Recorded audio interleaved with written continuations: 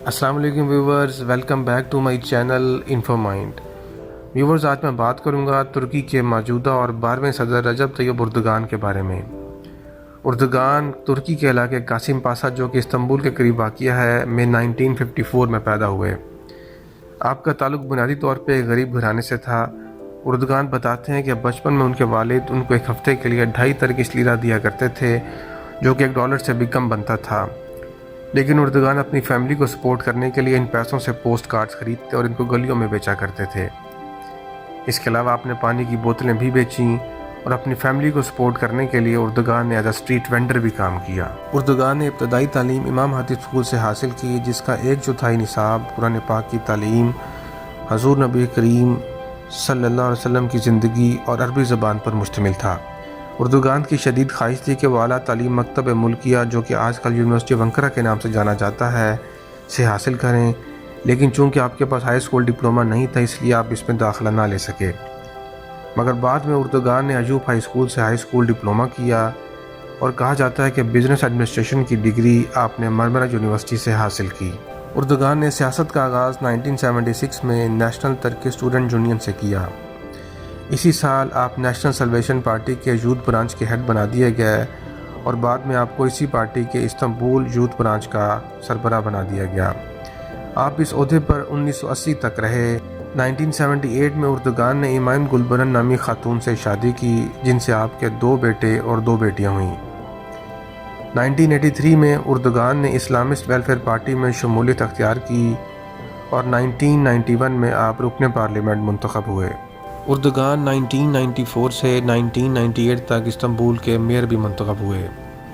اس وقت آپ کی عمر 40 برس تھی۔ اس کامیابی کے بعد آپ کو میڈیا اور اپوزیشن سے شدید تنقید کا نشانہ بھی بننا پڑا، مگر آپ نے ہمت نہ ہاری اور استنبول کے دیرینہ مسائل جیسا کہ واٹر شارٹیج، پالوشن اور ٹریفک جیم کے مسائل کو حل کیا۔ پانی کی کمی کو پورا کرنے کے لیے شہر میں سینکڑوں کلومیٹرز کی نئی پائپ لائنیں بچھائی گئیں۔ پولوشن کے مسئلے کو حل کرنے کے لیے state of the art recycling facilities کا انتظام کیا گیا، اور ٹریفک جیم کے مسائل کو حل کرنے کے لیے شہر میں 50 سے زائد پل اور ہائی ویز کا جال بچھایا گیا۔ اس کے علاوہ اردگان نے استنبول میٹروپولیٹن میونسپلٹی کا $2 بلین کا قرض بھی ادا کیا، اور شہر میں $4 بلین سے زائد کی سرمایہ کاری کی۔ دسمبر 1997 میں اردگان کو ایک متنازع تقریر کی وجہ سے 10 ماہ کے لیے جیل کی سزا سنا دی گئی، مگر بعد میں اس سزا میں نرمی کر دی گئی اور آپ 4 مہینے بعد باہر آ گئے۔ مگر اس سزا کے بعد اردگان کو اپنی استنبول کی میئر کی پوزیشن بھی چھوڑنا پڑی۔ آپ پر سیاسی بین لگا دیا گیا اور آپ کو پارلیمنٹری الیکشن میں بھی حصہ لینے سے روک دیا گیا۔ 2017 میں اردگان پر ایک فلم بنائی گئی جن میں ان تمام واقعات کی نشاندہی کی گئی ہے۔ اردگان نے 2001 میں جسٹس اینڈ ڈیولپمنٹ نامی پارٹی کی بنیاد رکھی، اور 2003 میں ترکی کے وزیر اعظم منتخب ہوئے، اور 2014 تک وزیر اعظم رہے۔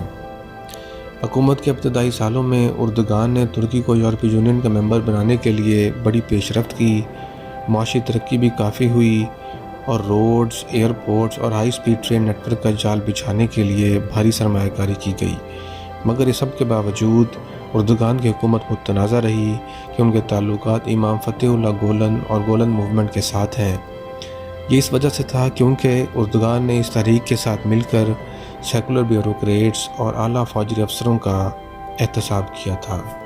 بطور وزیر اعظم اردگان حکومت پر کرپشن کے الزامات بھی لگائے گئے، جس میں نمایاں 2013 کا $100 بلین کا کرپشن سکینڈل بھی شامل ہے، جس کے نتیجے میں اردگان کے بہت قریبی اتحادیوں کو گرفتار کر لیا گیا اور اردگان پر بھی کرپشن کے الزامات لگائے گئے، جس کے نتیجے میں ملک بھر میں بڑے پیمانے پر حکومت مخالف مظاہرے شروع ہو گئے، جس کی وجہ سے حکومت کو سوشل اور پریس میڈیا پر پابندیاں لگانا پڑی، اور ویب سائٹس جس طرح کے یوٹیوب، ٹویٹر اور ویکیپیڈیا پر بھی رسائی کو محدود کر دیا گیا۔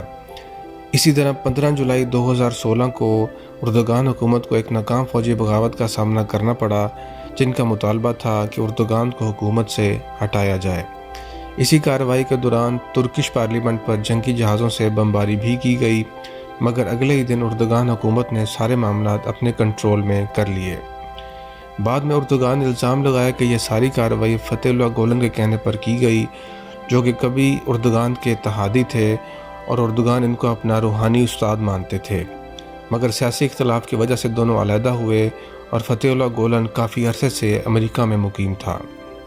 اردگان نے کئی مرتبہ امریکہ سے مطالبہ کیا کہ فتح اللہ گولن کو ان کے حوالے کیا جائے، مگر امریکہ نے کوئی خاطر خواہ جواب نہ دیا، جس کی وجہ سے ترکی اور امریکہ کے تعلقات خراب ہوئے۔ دونوں ملکوں کے درمیان تعلقات میں مزید کشیدگی اس وقت آئی جب ترکی نے 2019 میں روس کے ساتھ S-400 میزائل ڈیفنس سسٹم خریدنے کا معاہدہ کیا، جس پر امریکہ نے ترکی کو دھمکیاں دیں کہ اگر انہوں نے یہ ڈیل کینسل نہ کی تو ان پر اقتصادی پابندیاں لگا دی جائیں گی، جس پر اردگان نے جواب دیا کہ ترکی اور امریکہ اسٹریٹجک پارٹنرز ہیں اور اسٹریٹجک پارٹنرز ہونے کی حیثیت سے کسی کو یہ حق حاصل نہیں کہ وہ ترکی کے اندرونی معاملات میں مداخلت کریں، اور مزید کہا کہ روس اور ترکی مل کر next generation S-500 defence missile system بھی بنائیں گے۔ اردگان کے دور حکومت میں ٹورزم کو فروغ دینے کے لیے ایئرپورٹس پہ خاص توجہ دی گئی اور ان کی تعداد کو 26 سے بڑھا کر 50 کر دیا گیا۔ اسی طرح 2002 اور 2011 کے درمیان 13,500 کلومیٹرز کی ایکسپریس وے بچھائی گئی اور ترکی کی تاریخ میں پہلی مرتبہ ہائی سپیڈ ریلوے لائنز کا جال بچھایا گیا اور ملک کی ہائی سپیڈ ٹرین سروس کا باقاعدہ آغاز 2009 میں کیا گیا۔ یہ طیب اردگان کی لیڈرشپ اور براڈ ویژن ہی تھا کہ 2020 کی رینکنگ کے مطابق ترکش ایئر لائن 22ویں نمبر سے 17ویں نمبر پر آ چکی ہے۔ 2020 کے آخر تک استنبول کا ایئرپورٹ دنیا کا دوسرا مصروف ترین ایئرپورٹ بن جائے گا اور ترکی کی اینول GDP میں ٹورزم کا حصہ $40 بلین ہے۔ 2002 میں جب رجب طیب اردگان کی پارٹی پاور میں آئی تو انہوں نے IMF سے ملک چلانے کے لیے $23.5 بلین کا قرضہ لیا، مگر محض 10 سالوں میں اس قرضے کو واپس کر دیا، بلکہ IMF کو قرضہ دینے کی آفر بھی کر دی۔ اس وقت ترکی کی GDP $766 بلین ہے اور یہ دنیا کی 19ویں بڑی معیشت ہے، اور ایک اندازے کے مطابق 2023 تک ترکی کی اکانومی $1 ٹریلین کلب میں شامل ہو جائے گی اور اس کا کریڈٹ صرف رجب طیب اردگان کو جاتا ہے۔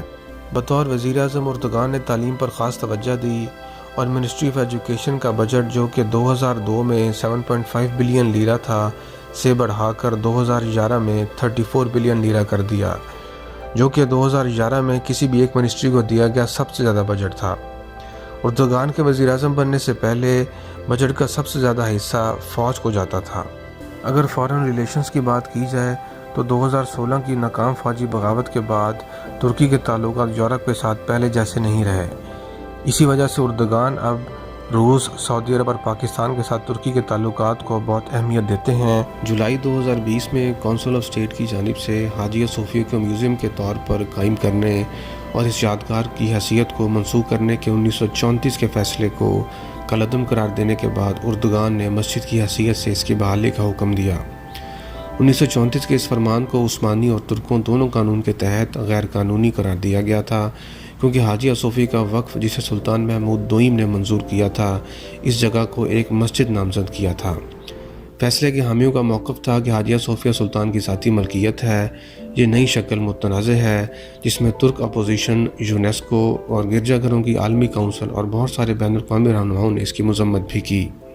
طیب اردگان ایک سچے مسلمان اور خوددار لیڈر ہیں جو کہ مسلمانوں کے حق کے لیے کہیں بھی آواز بلند کرتے نظر آتے ہیں، چاہے وہ 2017 کا قطر کا سفارتی بحران ہو، یا میانمار میں مسلمانوں پر ظلم ہو، یا کشمیر میں مسلمانوں پر ظلم و زیادتی کا معاملہ ہو۔ طیب اردگان ہمیشہ مسلمانوں کے حق میں بات کرتے ہیں۔ یہی وجہ ہے کہ مسلمانوں میں طیب اردگان سب سے مقبول اور بااثر شخص ہیں، اور اگر انٹرنیشنلی بات کی جائے تو CEO ورلڈ میگزین کی 2020 کی رینکنگ کے مطابق طیب رجب اردگان کا شمار دنیا کے 36ویں سب سے بااثر شخص کے طور پہ ہوتا ہے۔ اگر فارن آنرز کی بات کی جائے تو طیب اردگان کو بہت سے ممالک نے اپنے اعلیٰ ترین اعزازات سے نوازا ہے، جن میں نمایاں کچھ یہ ہیں: رشیا نے اسٹیٹ میڈل ایوارڈ سے نوازا، پاکستان نے نشان پاکستان جو کہ پاکستان کا ہائیسٹ سویلین ایوارڈ ہے سے نوازا ہے، اسی طرح جارجیا نے دو طرفہ تعلقات کے فروغ کی کوششوں کے لیے رجب طیب اردگان کو آرڈر آف گولڈن فلیس کے ایوارڈ سے نوازا۔